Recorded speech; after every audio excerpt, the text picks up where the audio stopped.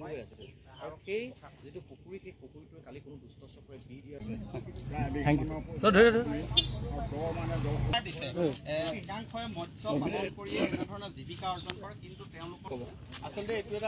আমাৰ এইডোখৰ জেগা হ'ল বানমুখ মটৰ গোহাঁই গাঁও। আমাৰ ইয়াতে আমাৰ নিগাজী ঘৰ, আমি খেতিয়ক মানুহ, আমি পথাৰত থাকোঁ।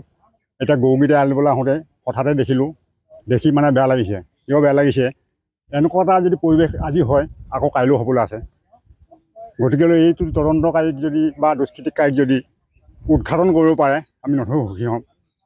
আজি এইটো কৰিছে, কাইলৈ আৰু এটা কৰিব, আকৌ বেলেগ এটা কাম কৰিব। গতিকেলৈ দেখি মানে আমি অসন্তুষ্ট হৈছোঁ, বেয়া লাগিছে।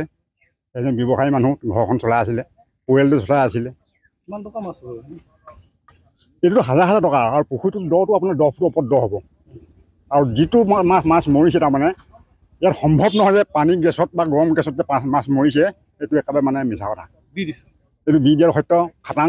আৰু এইটো 10 ফুটৰ আপুনি তাত মোৰ নিচিনা দুটাই ঠাই নামিলে, মই তাত নামি দিও পাৰোঁ মুখৰ আগত নাপাওঁগৈ তলি।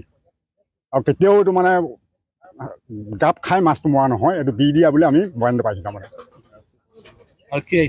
আৰক্ষী নাই হাজৰ লগাই, আৰক্ষীক খবৰ দিছে নাই মালিকে সেইটো বিশেষ নাজানো। আমি এতিয়া গৰু এৰাল দিবলৈ আহিহে ঘৰত মানে ঘটনাটো পালোহি, পাই এতিয়া যাবই নোৱাৰা হ'লোঁ দেখি পেলাই ঘৰলৈ। ইমানে আৰু কথাটো।